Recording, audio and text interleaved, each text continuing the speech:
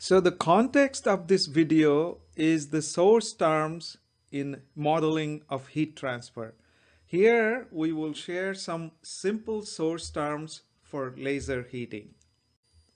So to keep the parallel with the other source terms, in this case also we will cover a little bit of a number of items such as a mechanism of heating, clinical uses, an example of an applicator, simplified heat generation term, and some complexity, and finally talk a little bit about how to implement it in a software. So first, a little bit of introduction to lasers. Lasers stand for light amplification by stimulated emission of radiation. So it's an acronym. It's a device that emits photons in a narrow, well-defined, polarized, coherent beam of light. So coherent means the phase difference between the waves is a constant, consisting of a single wavelength. So the object of heating must be able to absorb corresponding energy level,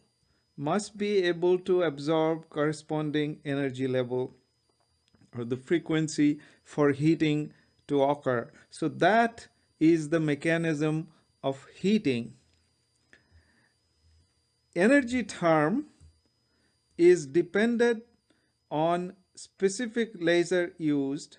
So the physical design, gain medium, exposure duration, wavelength, spot size, and power energy.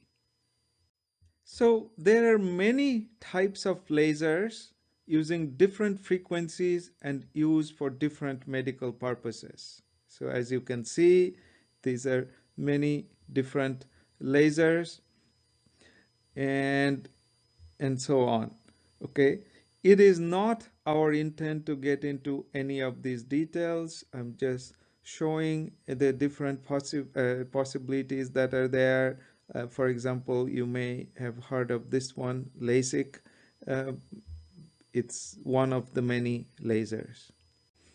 Clinical uses are many, and here are some examples like ophthalmology, for example, iridectomy, tonsillectomy, laser-induced thermotherapy, like surgery for liver metastasis, and treatment of blood vessels, brain tumors, etc.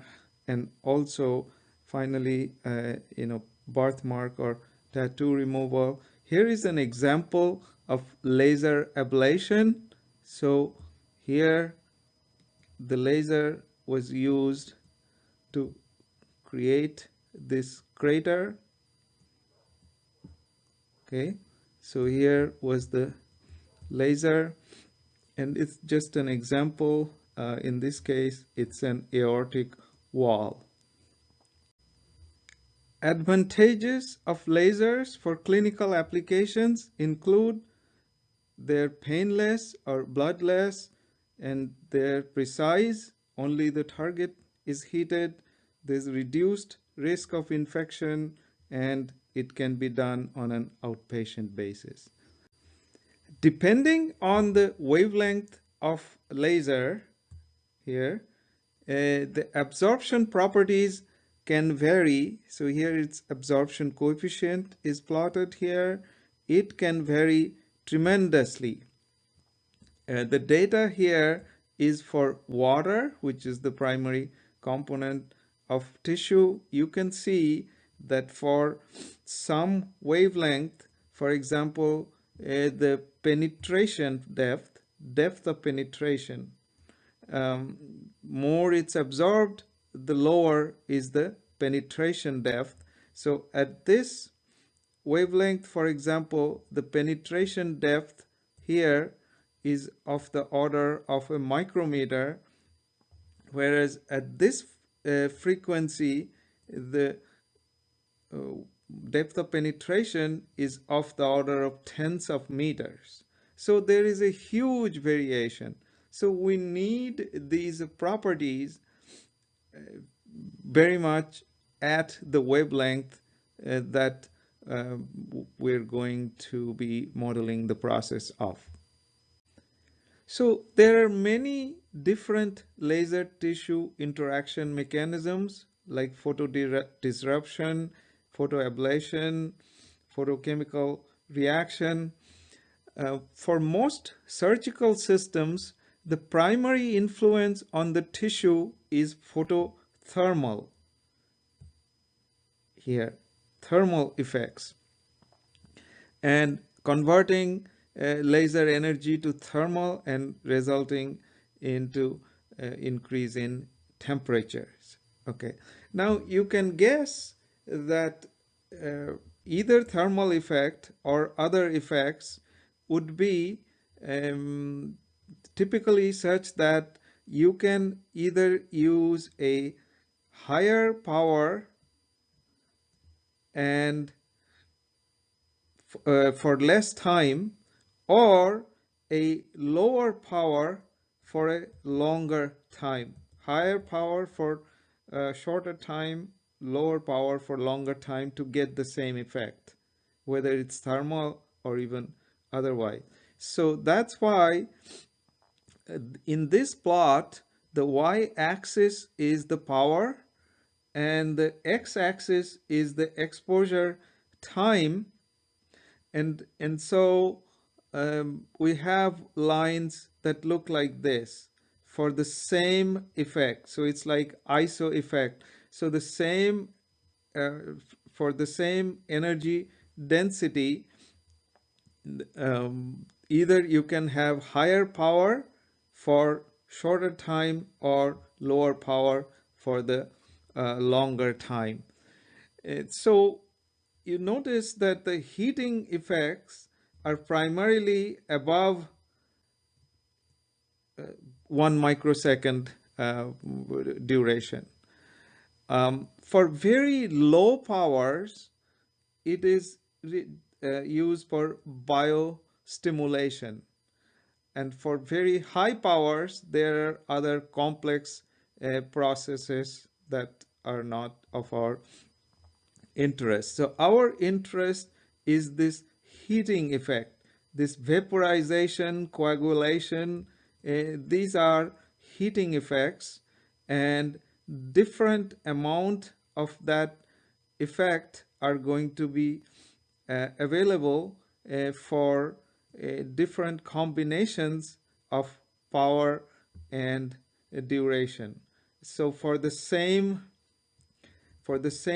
duration, if you go to a higher power, then you're delivering more energy and you're going to get more of the or a stronger temperature effect. So as I promised, here is an example of an applicator.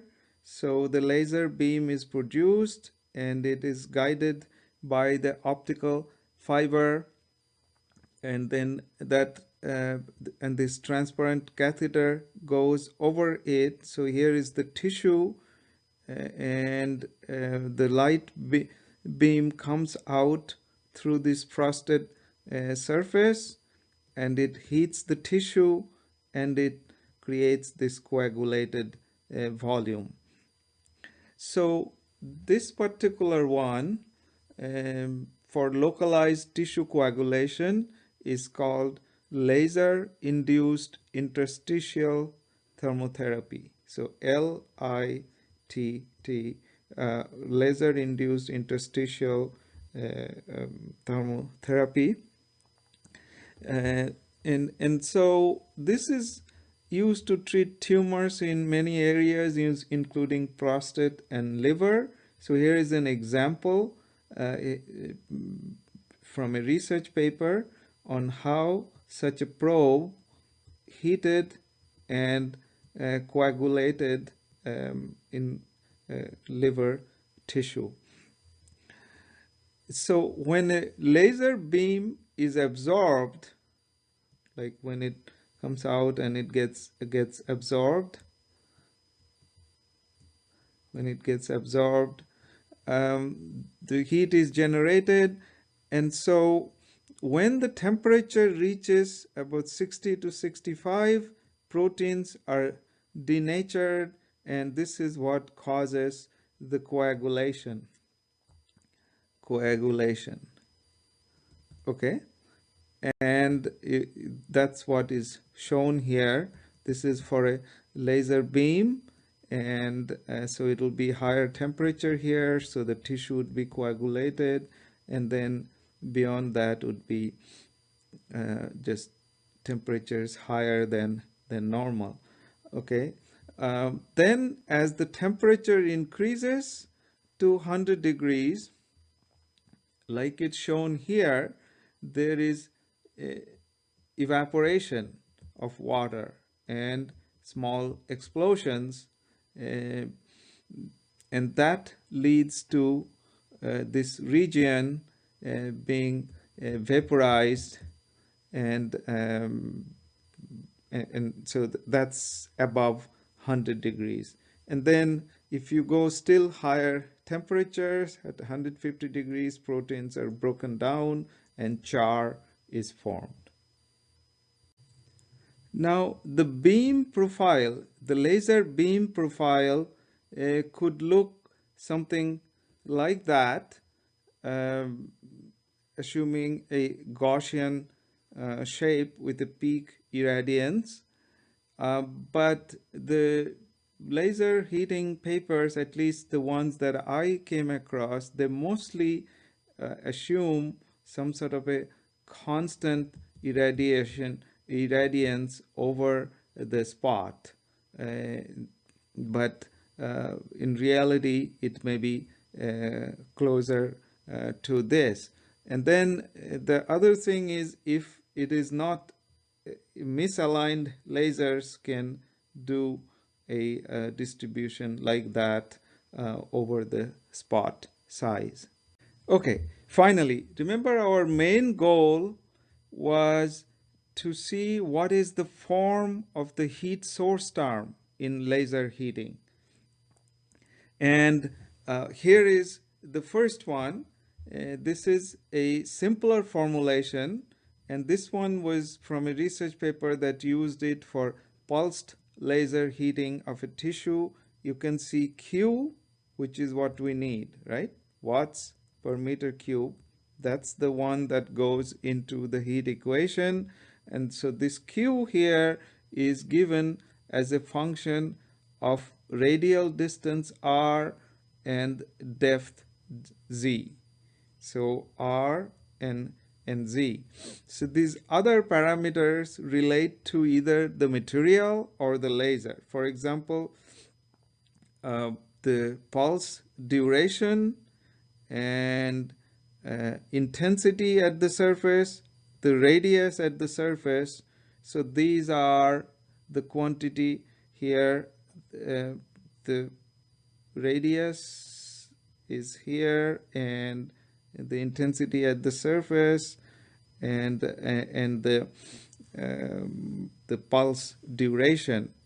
And the final thing is the laser, the tissue property. That's the absorption coefficient here. So the heat source term depends on the laser and the material parameters, as one can expect. This form can be implemented readily in any software because it's just a function of R and Z. And of course, for example, in the software COMSOL, this can be readily implemented. So here is another one, formulation of Q term. This is Q here. This is another formulation that is more elaborate. So here in this formulation, we consider the laser beam to be scattered in tissue. So it's scattered and it's also absorbed. And So all those are included. So you think of the laser light, the scattering and the absorption, the eventually the effect can be modeled as some sort of a light diffusion. That's why we have a diffusion equation here. If you recall, this is a diffusion equation with a transient term and diffusivity and the the second derivative of the quantity that's diffusing, and plus some source term, a negative source term here. This is for the light, and it's a negative source term because light is being absorbed. So sure enough, the source term for light has the absorption coefficient. So this is how much light is being absorbed. Otherwise, it's being scattered, and all of that is included in this equation. So no wonder this diffusion coefficient for light is a function of the absorption coefficient and scattering coefficient plus other factors, and of course the speed of light in tissue. So then this solving this diffusion equation for light would give me phi, the amount of light, kind of. It's the fluence rate or irradiance in watts per meter square. So I will get phi from there, and then absorption coefficient and scattering coefficient. This is also absorption coefficient. So this is material property that we have to measure. So then once we get phi from this equation, then I can find heat source as Q equal to mu A times phi, and so that gives me again the heat source in meters, watts per meter cube. Okay, so for this equation, to solve this equation, we need a boundary condition. So the boundary condition again is sort of the diffusive flux of light at the surface is equal to the amount or the irradiance at the surface and multiplied by the fraction that is not reflected away. So this R is the reflected portion. Okay, so now how do we do calculations of this? You notice that this is a diffusion equation. Okay, so any computational system will have computational systems that are meant for doing this kind of simulation will have a diffusion equation solver. So likewise, COMSOL, for example, has the diffusion equation solver. So you use that solver to get phi, okay? And then you calculate Q in here, and then you use this Q in the heat equation to get the temperature. So it's fairly straightforward. And that's what we're after. Eventually, we're just calculating the temperatures. So to summarize then, in the context of heat source terms, how do we formulate heat source terms for laser heating? We discussed two approaches.